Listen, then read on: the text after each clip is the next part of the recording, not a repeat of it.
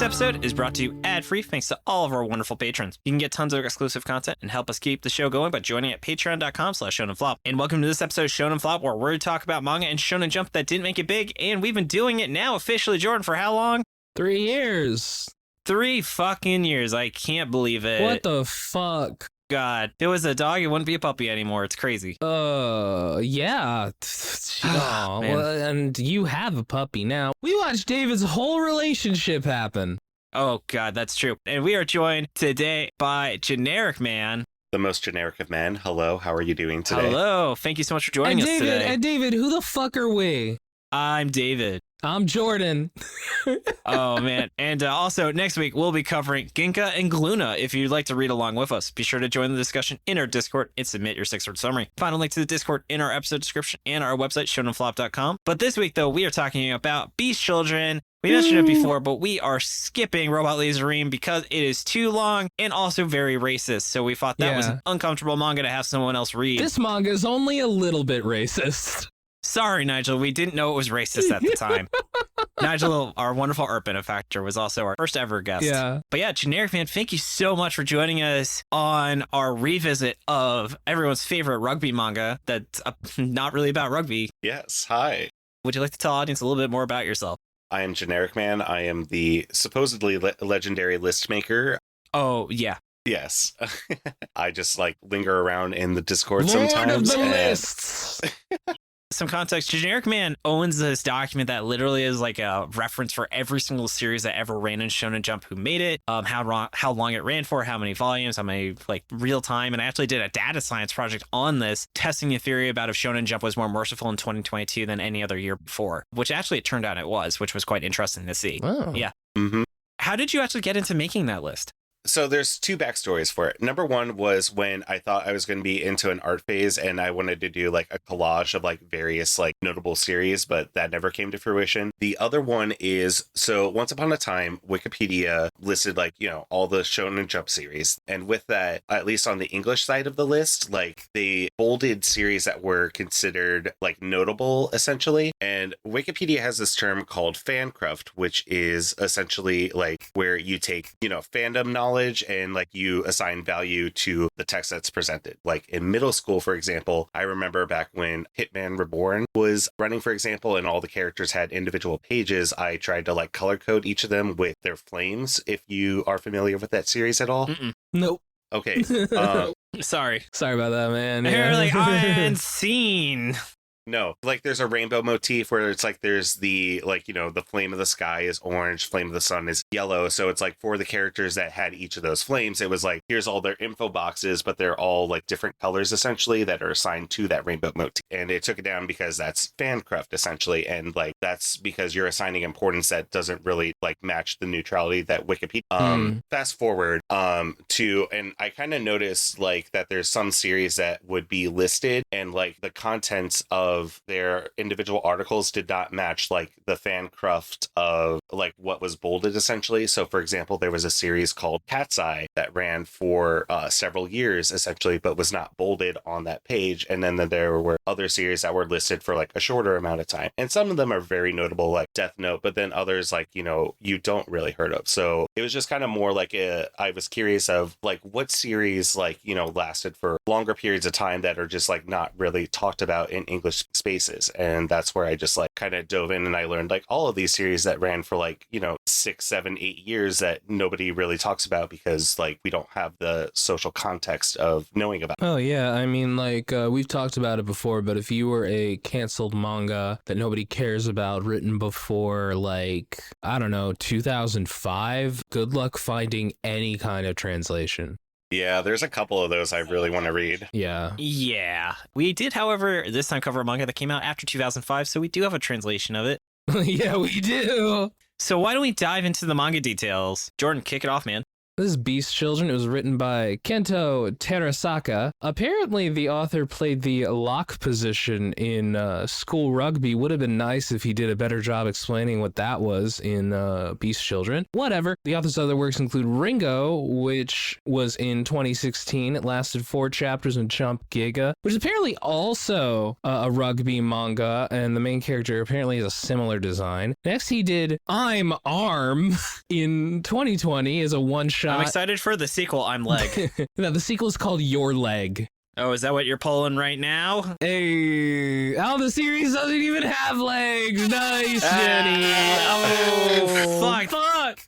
This is why you were on. Oh, hell yeah. This was in 2020. It was a one-shot in Jump Giga. It's apparently about arm wrestling, like that Sylvester Stallone movie that's about arm wrestling. Over the top, that's what it is. And then the next one is Gain. I guess he made a manga about laundry detergent. It was put out in 2022. It was also a one-shot in Weekly Shonen Jump. This one's about golf, and it has a vomit or a V comic or visual comic, whatever the fuck it's a vomit. Jordan loves that term, vomit. I like this series, which is a vomit. Oh, boom, roasted.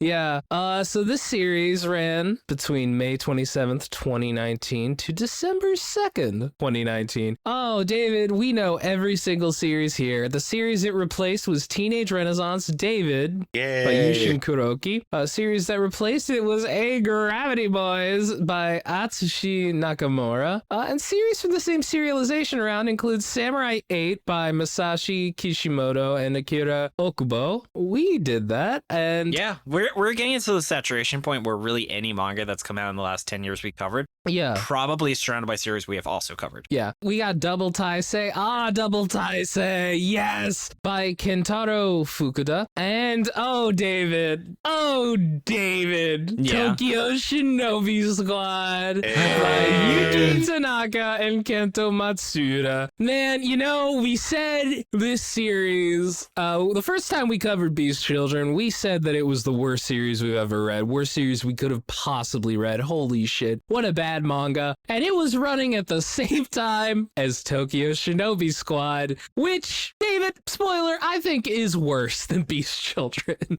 Oh, yeah.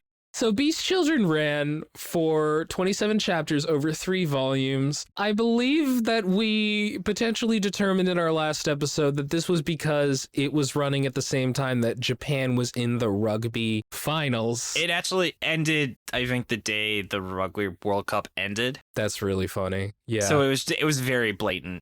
We speculated, and I still believe truthfully, that this series went on artificially longer because of that. Yeah, it actually had a pretty long runtime of 27 chapters for the quality of it. For the quality, yeah. No, this series meandered way longer than it should have gone. Yeah. And then, in those meanderings, shall we hear your plot summary? Oh, yes. What very little happens in this fucking manga. Onotora Nikki, a.k.a. Mr. Beast. After fixing all those blind kids, moved on to rugby. That nickname only got funnier since we recorded it. We recorded last. Is one of the greatest rugby players ever. He declares that his kid will be even better and that he left all his treasure in one piece before suddenly dying on field. He didn't actually leave his treasure in one piece. It's just very similar. He did just suddenly die. He did suddenly die. It was just a very similar opening to One Piece.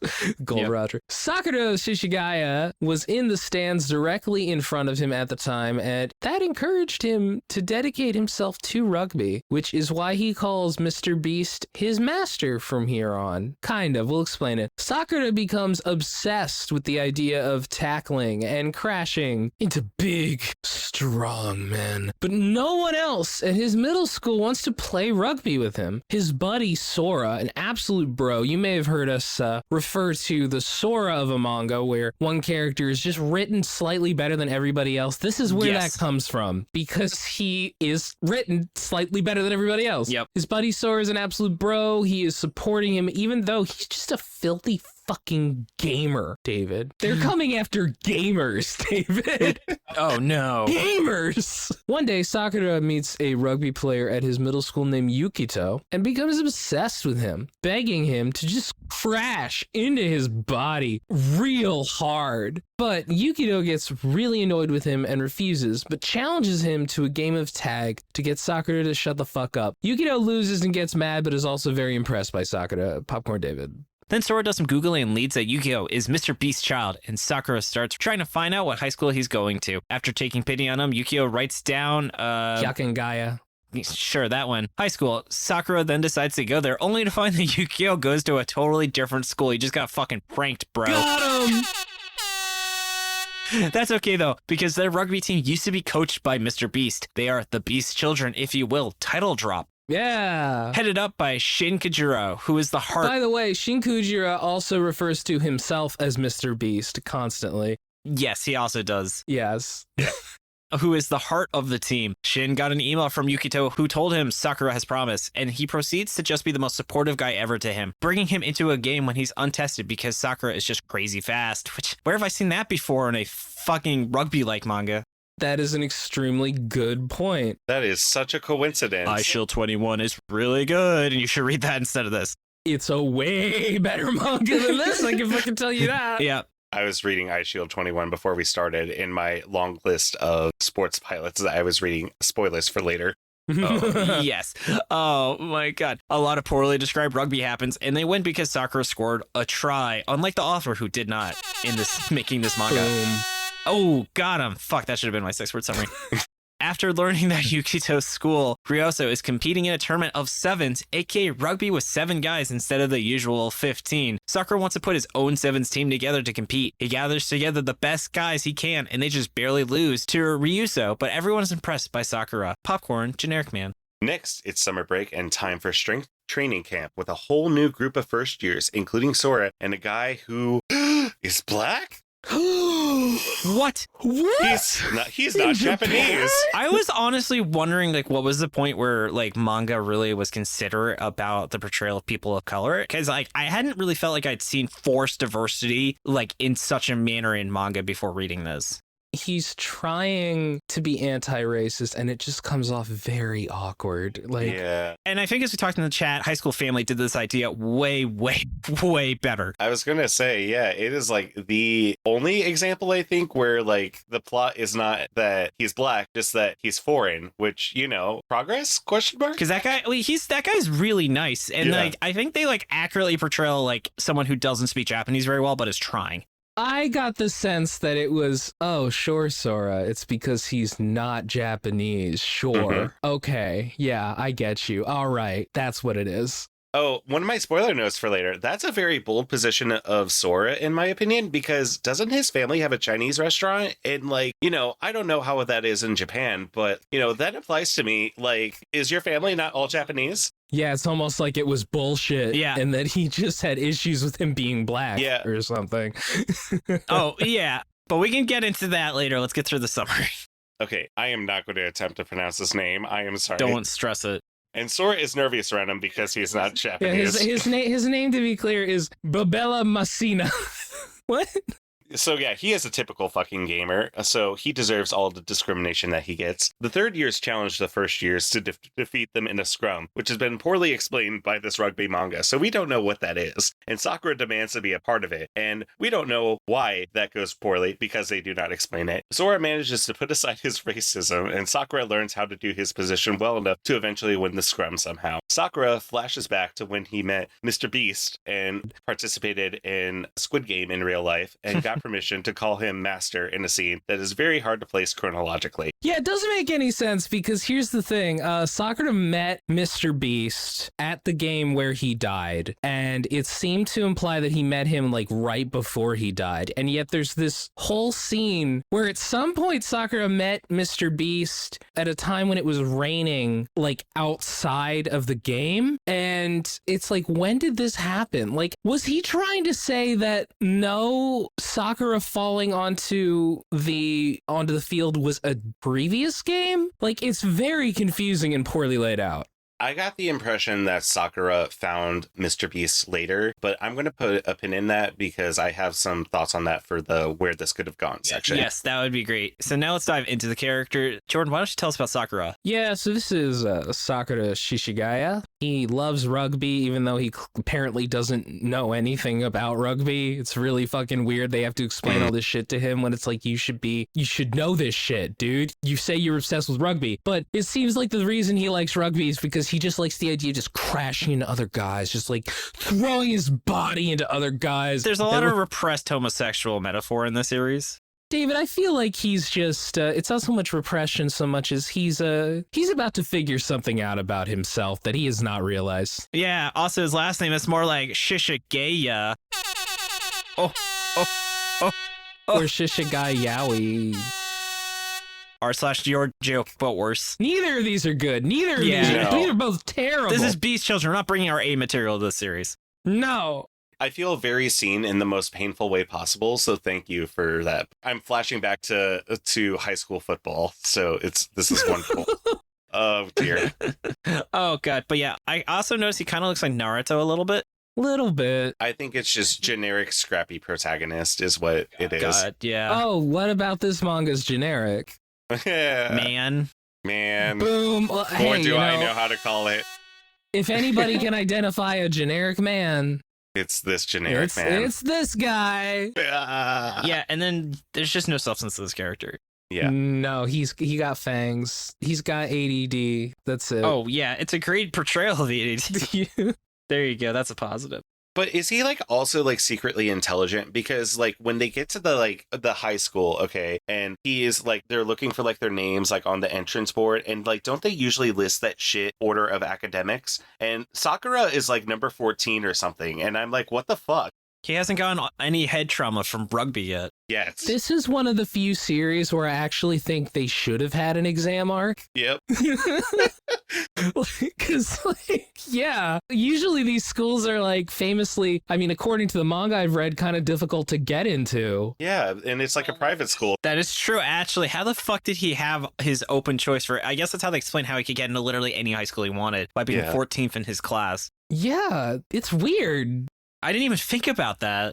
You can really tell we really want to take out our fangs, you could say, to get rip into the series. Because we can't even break away from the character section. There's one character I really want to talk about, but GenericMan as our guest, I'm going to give you the honor of discussing Sora, probably by far the best character in the series. I am actually going to softly disagree with that, but you can fuck off then. Oh. No, I get it. No, please tell us. Why was Sora you didn't think was worth the hype? The racism? Yeah, I didn't realize he was racist at the time. Yeah. Here's the thing, Sora in the first couple chapters. Yeah, in the last volume, he falls off. When he joins the rugby team, he just stops being interesting. That, and also, so, okay, like, Sora is, like, super supportive, like, you know, to the point where it's like, okay, what do you do outside of, like, supporting your friend? And then it's like, oh, you're a filthy gamer. Got it. Great. And then you disappear for a while, and then you, like, return randomly to help this manager that you maybe have a crush on, and then you join the team. And also, your name does not fit in with the theme naming that's going on with the rest of the team. So this feels like a very, like, last-minute change to your purpose in the story. So is there a theme naming? So, like, all of the characters have, like, animal names, or at least the ones that I can recall, except for Yukito. And that's the weird one, because, so, okay, Sakura Shishigaya. Sakura is a flower. The Shishi part is, like, a lion, but specifically, like, a Chinese, like, guardian lion. Sora's name means, like, misty sky, unless there's a kanji thing that I'm missing. Yukito, his name is not anything, but it means, like, snow. And then his dad, Onotora, Tora is tiger. And that's why Yukito has, like, those, death the kid, like, white stripes in his hair. That makes sense.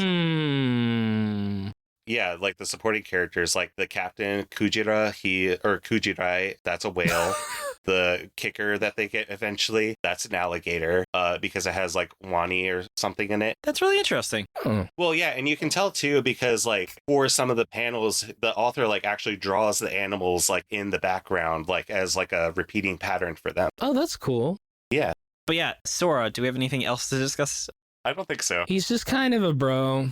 He's just like, how do I help my idiot son? Yes. Yeah. I do still love that urinal scene where he tells Yukito, he's like, stop being a dick to Sakura, man. Like, what the fuck? He seems a lot more passive than I remembered. I too. I was like, I thought this was a really important scene. Yeah. Yeah, no. Oh, well, but he still definitely at least has some depth where he actually cares. The thing is, he is the character that gets the most change, and I think that's why he sticks in your mind as, like, the best character, because he has a point A to point B that, like, makes sense. Yeah.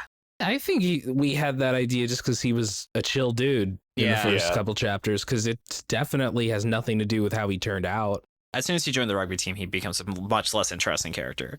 Yeah. Maybe we should change the name. No, it's fine. He's still much better than the other characters. So why don't we talk about the guy Sakura has a crush on, Yukito.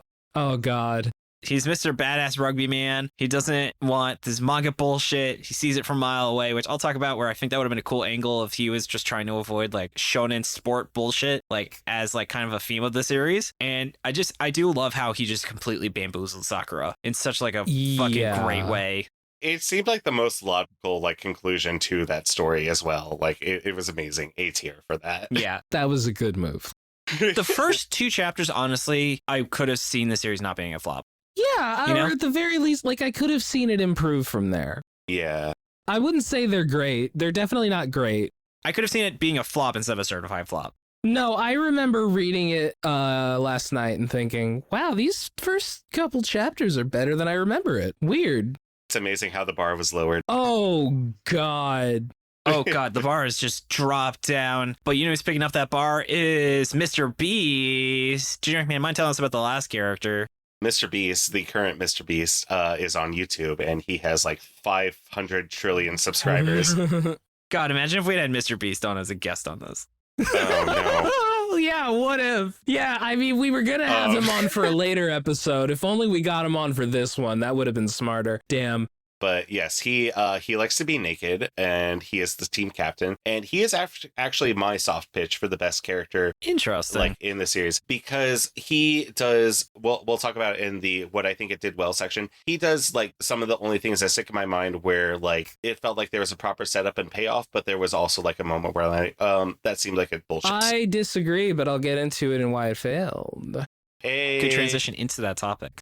Jordan, kick things off though. So why do you think the series failed? So we've talked a little while recently about how one of the things that flop manga do is they do this thing where the main character is like this underdog, and then he joins like this team. He finds this big brother figure who just like sees something in him that nobody else does, and then like slowly wins over the rest of the team. And that is literally what happens in Beast Children. Shin is so supportive of Sakura when he has no reason to be. Like, Yukito, sent him a letter that he thought Sakura had promised, but it's like the depths to which Shin goes to for Sakura is insane. Like, honestly, the justification is that Shin just has a crush on him. Oh, yeah. No, absolutely. That's honestly the only justification for how Shin is acting. Right. Yeah, this series honestly should have just been gayer. This is not the negative, but the series has such gay energy. Yeah. Jordan's really like, I'm not saying the gay subtext is a negative. I'm just mentioning it in the negative section. Because we were talking about it, you know. I know what you mean. I also think that this is something that happens a lot in here where it's like everybody just like loves Sakura like way too fucking fast. He's like their pet. Yeah, he's like the mascot, but like... Yeah. If I was a member of the Beast Children, I would be extremely offended that who the fuck is this kid showing up? No, agreed. Yeah, some actual player of the team got kicked off the active roster because of this asshole. Well, but it's also like he shows up and he's calling their coach, who he didn't really know, his master. Excuse me. Yeah. This coach was very important to me and he died. Yeah, Yukito is completely justified in thinking Sakura is a piece of shit for saying that. Yeah. This is fucking dad. Why are you calling my dad your master? You met him for 10 minutes. Yep. Yeah, you met him for 10 minutes. You don't fucking know him. You don't know who this guy is. He was very important to us. Like, who the fuck is this guy? Like, there's a point where they dig out, like, the old jackets that, like, Mr. Beast bought for them.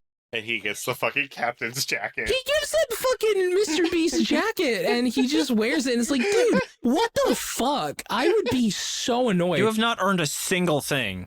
You were in one game and you scored 1 point. Yeah, it's really rough too, because it's like this isn't even the kind of underdog story where the team are underdogs. Like they're like top 4 or top 8 in the rugby league too. So it's just like there's like no room for this kid in there. I like how they just completely suck as a team until Shin shows up and they're like, all right, cool, now we can actually play. Yeah. Like, really, guys? You can't do anything without him? What's gonna happen in like a year when he leaves school, man? What are you guys gonna do? I think, though, also something we haven't brought up, which I'm surprised we haven't mentioned yet, this art is really bad. Oh, so bad.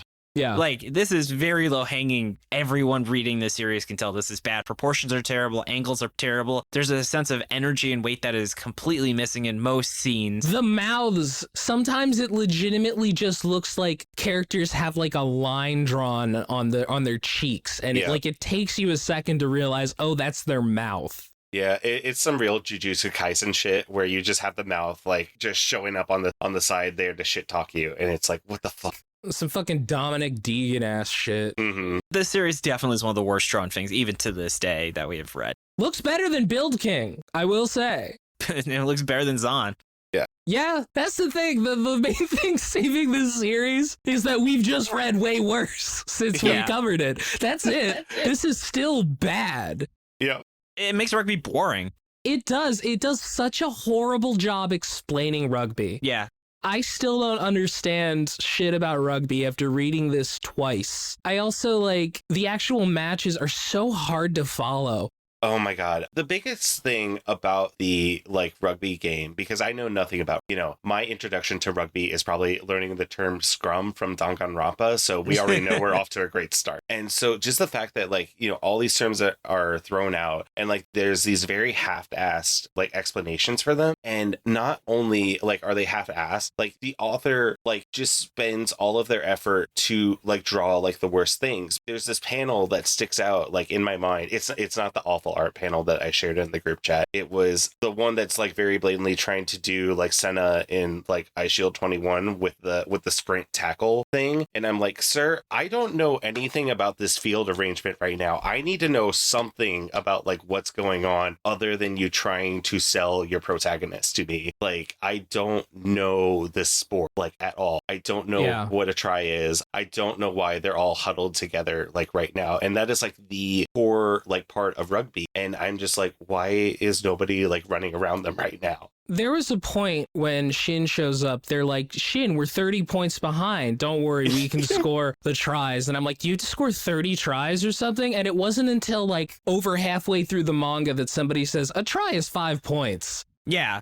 Oh, okay. Yeah. I wish you would have told me that earlier. Yep. Also, maybe you could have done it in the shitload of text boxes that you have. God, there was so much fucking text. Why? There's so much text, and a lot of it is over those gray gradient panels where nothing is drawn. Mm-hmm. There are so many panels where the author is clearly trying to avoid drawing what is going on, and it's just looks like shit. It does. It really does. No, and there's that I made fun of it in the last episode. We made fun of it with the cover art. There's that fucking JPEG of a rugby ball, which is also the cover art. Which is the cover art. I did notice the author uses just a completely out of place image of a rugby ball. And at this point, reading through it, I realized, oh, it does show up in a few more angles than I thought, but sometimes it really doesn't. Sometimes it's just the same ass fucking angle 3 times on the same page.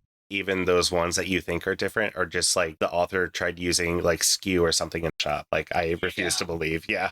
I legit think he has an Illustrator document, or even just maybe he's got a 3D model. I don't know. It doesn't even look good enough to be a 3D model. It just looks bad. It looks completely out of place. Every single time it shows up, it's the first thing I notice on a panel, and it pulls me away from everything else that's supposed to happen. Dude, if you had just drawn a vague egg-shaped ball, it would be better. Yeah. I also feel this series, they spent 7 chapters on that Sevens match. Mm-hmm. That's a half the series is one fucking rugby match. Yeah. And I was just and again, so fucking boring.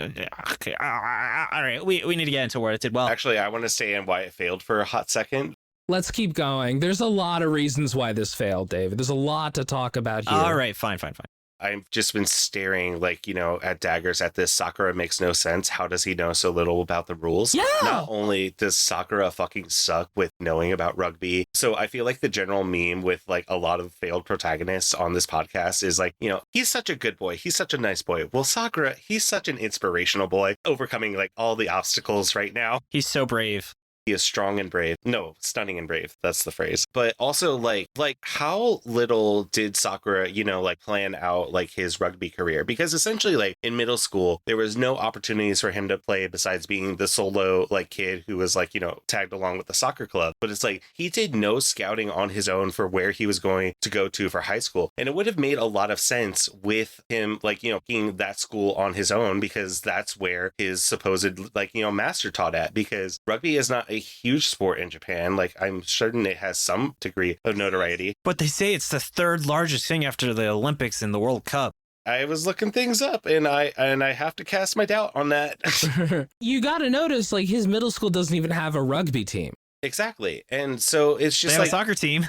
They have a soccer team. Well, soccer is like the biggest sport in the whole world, like Olympics and FIFA is top 2. That's a no-brainer for me. But like the fact that his idol, who's this big star in rugby, is also a high school gym teacher, like that does not track super well for like how big that you were placing this sport. It's like having LeBron James teach high school basketball in his free time. Yeah. Time in this series continually is confusing. Oh shit, I actually looked it up and it does say the Rugby World Cup is actually the third largest sports event in the world. Damn. Like, I didn't even put rugby in. It said third largest sports event and Rugby World Cup came up. Take that, GenericMan.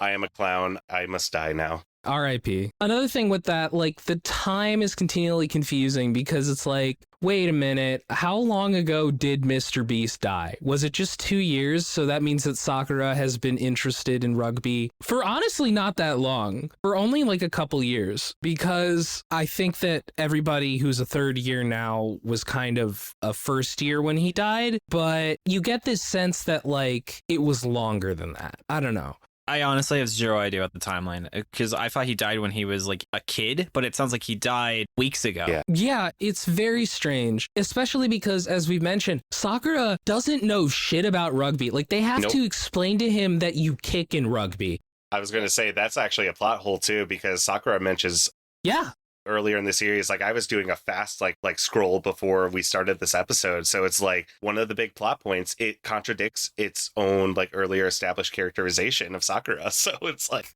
while they're trying to recruit the kicker, Sakura talks to him about this awesome kick he saw Mr. Beast do one time, and it's like, why did anybody have to explain to you that kicking's important? What? All right, but for the second time, no, we do because need to need to talk about the final section, David. The final fucking. We have to do it real fast. Don't worry. All right, so real fast, Jordan. You've got one last point, then let's move on. So it's very clear the author either knew the series was ending or something, or like just had nothing else, because after they do that one match, that 1/7s match against Ryusei, the other school, they have this really shitty fucking training arc. It's summer break and Sora's bored, so he joins up with the training camp, and that sucks. And that's like, it's just really fucking lame. Throughout this whole series, we don't learn anything about like any of the other fucking characters on the rugby team. Yeah, I'm gonna get into where it could have gone, because I think there was a way they could have fixed it. Let's go to why it did well, I guess. So, GenericMan, though, what would you say are some actual positives, especially coming from you, because you didn't really like Sora, which was the first note I had. I only softly disagreed that he is the best character. It was just the timing and placement of him. I liked Kujirai slightly more, I think, because we talked about like where his faults were with putting so much emphasis on Sakura. With me, I think the point that first, like, we make fun of the naked body, but hey, at least it's an establishing character moment that you do remember. I actually don't have an issue with that aspect. I do love when he's like, hey, that is one of my favorite moments in the series there where Sakura's like, why were you late? And he's like, I had to take a massive shit. Take a huge dump. Exactly. He is very well defined. The other moment that I like is actually during the Sevens game when Sakura gets hurt. And it's one of those like really basic, like obvious things where it's like, yeah, that makes sense. But, you know, from the perspective of like, okay, this is a captain who's trying to make, you know, the new scrappy kid like feel like welcomed into the group. I think the payoff of saying like, actually, yes, I can compete because I signed up the whole team for this sporting event because we are all like, you know, your allies, your companions and whatever in it. And I just felt like, okay, that's kind of like nice as like a, you know, a set off and like a moment that could like, you know, make for a better story going forward. But again, we spend so much time talking about how special that Sakura is that it doesn't feel like as nice as it could have. But it did make me like the captain more. You know, I think that's a fair point. You also, you understand why people loved Mr. Beast, you know? Yeah. Yeah. Daddy Beast, I mean, as opposed to the second Mr. Beast. He is actually kind of daddy, you know? Yeah. Daddy do. Oh, that stretching scene where he's stretching Sakura out. Oh my god. Perfectly normal heterosexuality. Borderline yaoi. I mean, if you read this as like a kid discovering his own sexuality, there's an aspect of this that's like, kind of interesting. You could say that about a lot of things though. I do wonder what is the gayest thing that's ever been published in Shonen Jump. JoJo's Bizarre Adventure, David. Oh, that transcends sexuality. It's also the gayest thing ever. Part 7 is super gay. That is fair. Oh, as opposed to part 1. No. Oh, I mean, part 7 was in Rocky, so I'm just going to have fun with how gay this is. Brilliant idea to associate cowboys with homosexuality. Never been done before. I also want to say that there was one moment that I actually liked where after the Sevens match and they lose, they actually just kind of talk with their opponents like people. One guy's like, oh man, I have contacts that don't work so well. What's up with the goggles? I liked that. That's really good. Yeah. I wanted to see that. These actually feel like people and not rugby robots. So that just stood out to me as a very cute moment. I liked that because it was like, yeah, you know, they had this tough match, but I mean, it's a sport. Yeah, that's probably a conversation the author had after a match at some point. Yeah. You do get the sense that at least the author really does love rugby. Oh, he absolutely loves it. This is not fake. He loves rugby. I think they're an example of somebody who like, you know, genuinely like believes like, you know, in what they're doing. You also get the sense that since the author is so interested in rugby and probably so absorbed in it, he doesn't realize how little other people know about rugby. Mm-hmm. Which is maybe why he doesn't explain it, but like there's something charming, like genuinely charming about how much he loves rugby. Yeah. All right, does anyone have any other positives or shall we go into where it could have gone? I think that's it. All right, cool. Then let's move on. GenericMan, I know you've been hinting some ideas, but really, what would you have done to have really reworked the series? Well, okay, so first of all, I just kind of want to point out how you have Fuck It, Make It, I Shield 21 rugby version in your list of ideas here. I am genuinely shocked. Like, from the first episode, okay, you hadn't read it yet, but now you have read Haikyuu, and to me, Haikyuu is the very obvious... There's a lot of things about Haikyuu this series kind of rips off as well. It's very much like reverse Haikyuu, especially in its pilot chapter where it's like Haikyuu is about two boys from two separate middle schools who wind up going to the same high school and having to work together versus this one where it's like two guys who go to the same middle school and go to the same high school or different high school. Yeah. And isn't also Haikyuu that the main character is physically smaller than average for the sport too? Yep. I remember when we read Haikyuu, didn't we at one point say, wait a fucking minute. Yep. This is Beast Children. What the fuck? And then the funniest like divergence though is that Sakura idolizes, you know, a big strong manly man, and Hinata from Haikyuu is like, you know, really inspired by somebody who is also small. Which is much better writing. Exactly. Yeah. So it's just really funny to me. But okay, like, let's say that the author did, like, you know, read Haikyuu and was like, okay, well, I want to do Haikyuu, but in reverse. Then I think in order to make the sting of, like, Yukito, you know, essentially sending Sakura to the wrong school, because I understand why Yukito, if he's playing rugby, but also wants to differentiate himself from his dad, like, I would understand why he would go to a different school. I think if we were trying to go the route of, like, you know, making them more emotionally invested in each other. Like, have you guys seen Remember Titans? Yeah. Yeah, I have. So, like, Sakura, goes, sees the rugby game, gets inspired, starts like watching his idol like do the high school coaching. And then it's like Yukito is there on the sidelines as well. And they're there for like elementary/middle school. So there's like time to invest that, oh, they've become kind of friends like over the years with each other. And then that way it's kind of like a stronger like emotional betrayal where you're kind of like invested with, oh, Yukito kind of fucked over Sakura. Like he totally led him on by like, changing his plans without telling him. Yeah. Also, I will say the whole thing with like, wow, Hinata likes a guy who's like him. I think that's because Hinata idolizes that guy. Sakura has a huge crush. Yes. Yeah. On Mr. Beast. There's a little bit of a difference. Sakura is experiencing his sexual awakening from this man. I really do think that would have been fun. It's just like, let's make this a super, super yaoi. Let's make this explicitly gay. Yeah. Instead of queer baiting, basically. I just imagine if like Sora was the protagonist and it's all about how do I help my really weird friend and his sexual awakening through rugby. Yeah, like Sakura, even people who want to play rugby aren't this obsessed with like crashing into other boys like you are. I think there's something else there, man. It's okay, but I just think there's something else there. Agreed. I'm trying to think like other things. I think like the last 4 chapters should have been like chapters like 3 through 7. That would have made sense. That's what I was saying. This is the one series where I think they actually should have had an exam arc. Yep. It's crazy. Like, seriously, there is this huge jump where it's just like, well, Sakura's here. Like, maybe Shin gets the letter from Yukito saying he sees promise in Sora. Yep. Keep doing this, saying that he sees promise in Sakura, and he's like, oh, well, all right, I don't really see it or anything. And then he sees Sakura training in this camp, and he's like, oh, okay. Yeah. All right. He's a cute little twink. I get it. Yeah. All right. Yeah, it really was just a very bizarre, like, choice to make Sakura be, like, first string. And it's so unfair to the other players. Yeah. Yeah, and adding to that, it's like going back into my theory of like where it could have gone if Sakura had just been there for practices when like to watch, like he could have potentially had also a relationship with, Whale Captain, like when he's like a first or second year essentially. So that's still like kind of like, gives us a knowledge of like why he's emotionally invested in like, Sakura's development as well. Like it just would have eased over a lot of the like, wait, what kind of like moments. In general, I would have liked to have seen more pushback to Sakura because it really just comes off as the idea that he's not overcoming anything. Yeah. On that note, one idea I had, it was kind of as a joke, but maybe it would have been interesting, is what if the series was about traumatic sports injuries and Sakura plays his first game, but he's so inexperienced, he gets a very severe head injury and like has to go through rehab, and that's how they have to re-explain everything about rugby to him because he's forgotten a lot of it. And like actually seriously talk about how rugby will fuck your brain up if you get hit too many times. They just talk about how it hurts. Yeah. Rugby doesn't just hurt. This is a manga about concussions and the impact. It fucks you up.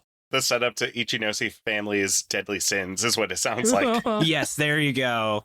I also feel like I kind of would have liked them to at least talk about how it's like, all right, well, we're working really hard on rugby, and then what happens after we graduate? Are we going to go to school for it? They don't talk about anything that's not rugby at all. We don't even see his family, which is usually a good barometer if the series is written well, is does the protagonist's family ever show up? Yeah.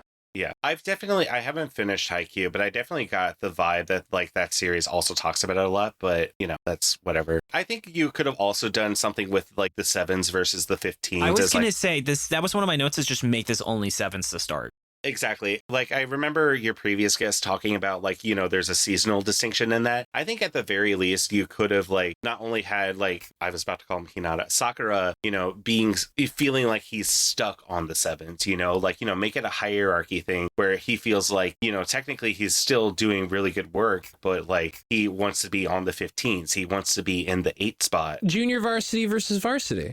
Exactly. I also just want to say a big shout out to Dan Pecora, our original guest on this show. Thank you so much for doing this and dropping all that awesome rugby knowledge. I just realized I hadn't given him a big shout out yet. I learned a lot from him, unlike from this manga. Yes, exactly. I also, I really would have liked them to have more matches in the sevens instead of going up against the super team right there, knocking them out. Such a stupid idea. Such a dumb idea. And then it's like, they're like, oh, the other team's got to go have new matches right now. And they're all tired. Like, wow, that sounds like it could have been dramatic if you had this team doing that and we followed it. Shame that we don't. Yeah. And it's a shame, though, that we don't have more time to talk about ideas, but we do have to get into miscellaneous thoughts. Mm-hmm.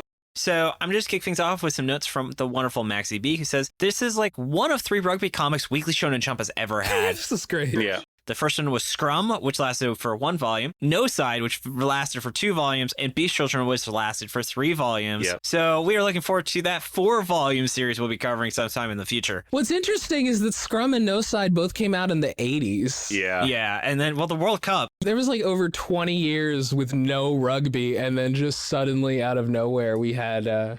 This is not giving them a lot of confidence in another rugby series. No, I'm sure Shonen Jump was like, let's try it one more time. No, Damn. not.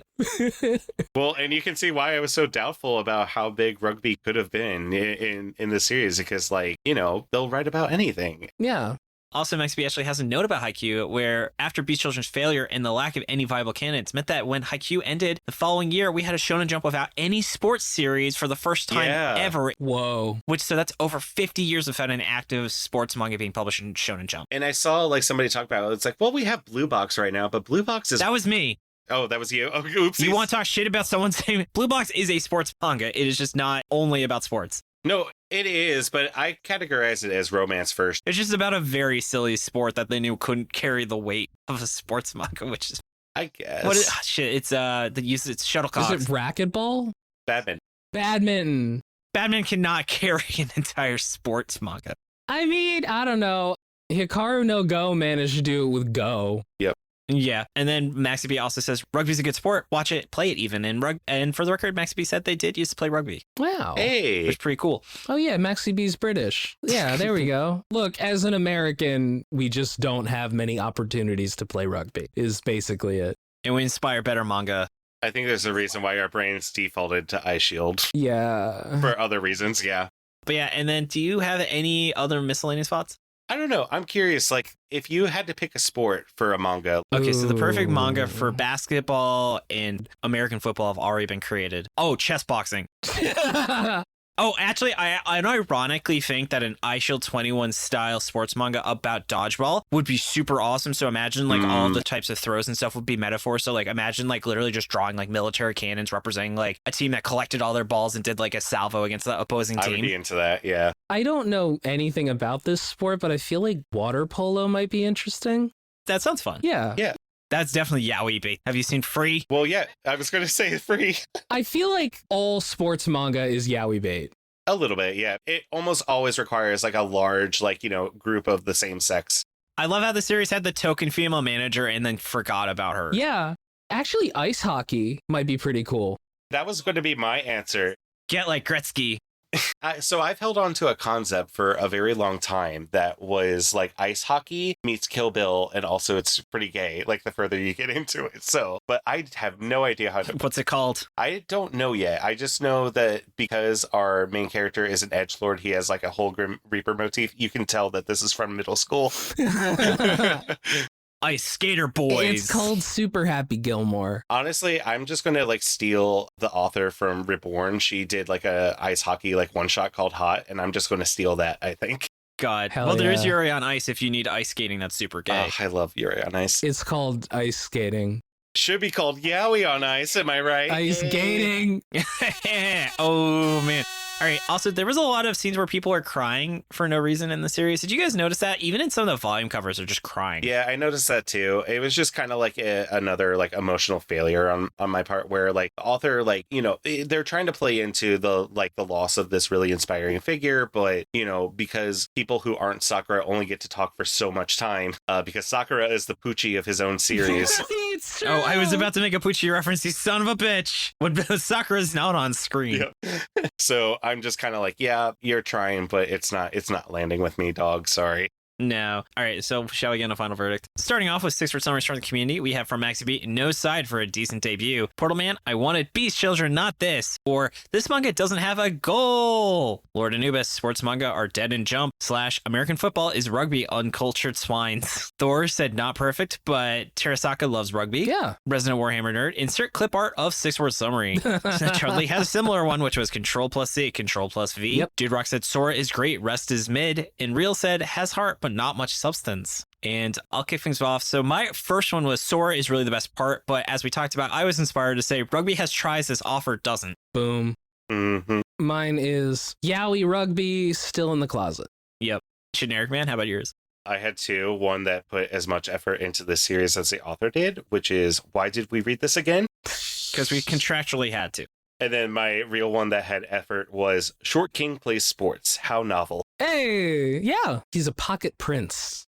True. Oh my. All right. And then, so my recommendation is a sports manga, kind of, called Maid Skater that I found out about recently through this Discord. And it is a manga about what if maids, like house cleaning maids, also were professional skateboarders. Mm-hmm. It's literally just a manga that's an excuse to draw maids like doing kick flips and shit. Hey, that's cool. And it's pretty fucking great from the first chapter I read. There's only one chapter, but it's pretty awesome. Fair enough. How about you, Jordan? This is unrelated to literally anything, but I've been reading a lot of GenericMan. GenericMan Oh, that's great. So fucking good. I love it. Give me all that mecha shit. I love it. The first 2 series are really like goofy, fun 70s manga. Mm-hmm. And then the third series, GenericMan Go, is legitimately fantastic. Like the author took 15 years off, became a way better artist and writer, and came back and delivered a really legitimately fantastic 90s mecha manga that directly influences Gurren Lagann. Like you can see it as you're reading it. And pretty sure it also influenced Ava. It's great. That's awesome. And then how about you, GenericMan? So, I mean, my big one was Haikyuu for the similarities alone. For sure. I've been a filthy Westaboo lately, where I've been reading the Wolfman Perez run of Teen Titans, which is wonderful. Ooh, very good. And then actually last night, before we recorded, in my onslaught of not one-shots, but like pilot chapters of other sports series, just to see where this series could have had legs, I found one called All Out, which ran for about 8 years, has an anime, and is about rugby. And wouldn't you know it, the main character is a short king who really wants to tackle.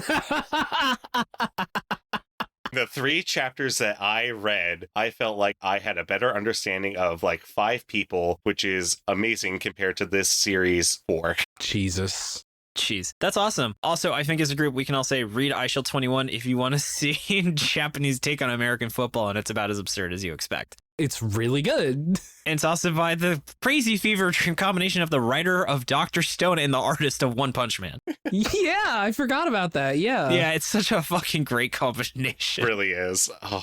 Also, that American arc actually isn't as bad as I remember it being when I reread it last year. Oh, yeah? Oh, cool. And so I think we all say the certified flop. Yeah. Nowhere close to the worst thing we've ever read. It is no longer the worst thing we've ever read. Like, It is not go to jail bad, and you know that's all you can ever ask for. it's not go to jail bad, and it's not Zon bad, and it's not like we've just read worse. It doesn't have the worst art. It doesn't have the worst plot. It just has bad art and bad plot. Yeah, it actually didn't hold the title very long because we read SWAT 3 episodes later. It was just the first really shitty thing we read. It was the first certified flop we ever read. Yeah. It's the inventor of the certified flop. Yeah. I guess so, yeah. Oh, and it'll always be in our heart. But let's get into shoutouts. Much like how Beast Children will always be in my heart, so is spending time with you, GenericMan. Do you mind telling the audience about all the awesome things you do? And thank you so much for joining us today. You know, I don't really have too much to plug in right now. I just have to say trans rights and please help the community out a bit. Hell yeah. I am in a state not very friendly to LGBT. Oh, man. I'm so sorry to hear that. Yeah. I'm sorry. Yeah. Listen, man, if you mess with my trans homies, your pronouns are going to be was, were. Boom. I love that line. I love that joke. All right. Well, that's awesome. Jordan, thank you so much for making the opening ending theme and being a great co-host and helping with the editing. Thank you so much, David. Thank you for your hard work and the stuff that you do on this podcast. Well, anytime, babe. Props to Merliel for the awesome cover art. You can find her online at Lyle Mer, and Nigel for being our generous art benefactor. Thank you, Dylan, for assistance with editing. Find his podcast, Anime Out of Context, at animeoutofcontext.com. And we actually were just on it recently talking about Chainsaw Man. Did Rem have a wrong opinion about the series? Yes, he did, but it'll be great to hear why he was wrong. Yeah. No, it's just kidding. And it wasn't the wrongest opinion he's had. No, he kind of liked it. Thanks to Tucker and MaxyBee for assistance with pronunciation, translation, and other miscellaneous research. You can find us on Twitter at ShonenFlopcast and our website, shonenflop.com. We're also on Spotify, iTunes, YouTube, or wherever else you get your podcasts. Be sure, if you're listening on YouTube, please subscribe. We're almost at 1,000, and leave a comment. It's always great to see some comments on the episodes. And come join us in the Shonen Flop Discord. Open to everyone, patron or not. You can hang out with us, talk about anime, games, or whatever else is on your mind. Also have a monthly movie night. Find a link to it in the show notes or on our site. And if you've been enjoying the podcast and want to help us keep going, consider subscribing to our Patreon. We wouldn't be able to keep the show running without their support. You also get a ton of awesome perks like exclusive content. Jordan, what are we dropping in May? All right, we are dropping the next episode of our coverage on Magu-chan, David. Yeah, we did. We are joined by Great Big Sword, aka the winner of Episode of the Year for 2021. So it was so awesome to have him back. Yeah, that was the Build King episode. We also did a chibi scoring where you can hear how right was my opinion and how wrong was Jordan's. No, I kid. It was a tight one, so it was definitely a fun one to listen to. I've been too passively mean to Jordan this episode. I need to stop. Yes, you have. Yeah, it's okay. Oh, I love you, Jordan. If you say so. All right. You could even be listening to our recordings live or listen to the warm-up audio. Find us at patreon.com/shonenflop and Generic Man on that note. And thank you so much for being a patron as well. Thank you for being a friend. Hey, I'm glad to be here. Thanks for inviting me on. Along with Generic Man, we have some wonderful patrons. Starting with our Chainsaw Man patrons, we have Dude Man Bro Guy, and if it weren't for electricity, it would be Watching Television by Candlelight, which is, I think, the first safe for work name that the patron has had in a while. Yeah. Moving on down to my favorite tier, the Ravioli tier, where you get pictures of my adorable little pepperoni Ravioli. How she had so much fun yesterday that she passed out in front of our fan and just took a nap after hanging out, having so much fun at game night. She's a little puppuccino. We have Chris, Eva, Israfont, Josh Robinson, Karate Chopsticks, Rachel, my wonderful fiance. I hope you have a great trip. You are going to be gone for 2 weeks, and I'm going to miss you every single day. Scarlett Mirmaden and Trevor Schechner. Moving on down to the King of the Force, we have 090Z, Albie, Shala Florine, Ego, Gabe Lando, Jacob Andrew Galloway, Kirbymon, Marty, Max Baker, T, the Dungeon Master Next Door, The Real Jory, The Wolf, The Wood, and the Trafalgar. Thank you so much for listening in. And Tommy Boy. Thank you all to our wonderful patrons, and we also really appreciate our Galactic Ball Federation and our Beast Children, which, hey, that's what this is the name of one of our patron tiers. I can't believe we went to song without noting that. Yeah. I also want to say, though, that Generic Man, thank you for joining as a member of our community. If you are listening in now, if you would like to be considered to be a guest on the show, we actually have a form that is in the episode description and on our site where you can just simply fill out a sheet and say, hey, I'd love to be a guest. This is what I want to talk about, and tell us about some cool things that you're working on. But yeah, and then Jordan, is there anything you want to add? Yeah, check out my podcast, Mission Ignition, where we cover a terrible series called Vampires that may or may not have Gary Oldman. It's Schrodinger's Oldman. Everyone is or isn't Gary Oldman, technically. Technically, until you check. Yeah, check out my Instagram, Jordan Forbes Art. Still looking for a job. Definitely hire Jordan. He's great. I'm broke. All right, cool. Let's go to sign off. Thank you so much for joining us. Tune in next Monday as we give our first thoughts on Ginka and Gluna. Oh, that manga. Holy shit. This has been David. This has been Jordan. And this has been Generic Man. And you've been listening to Shonen Flop. Keep on flopping, floppers. Hey. Yeah.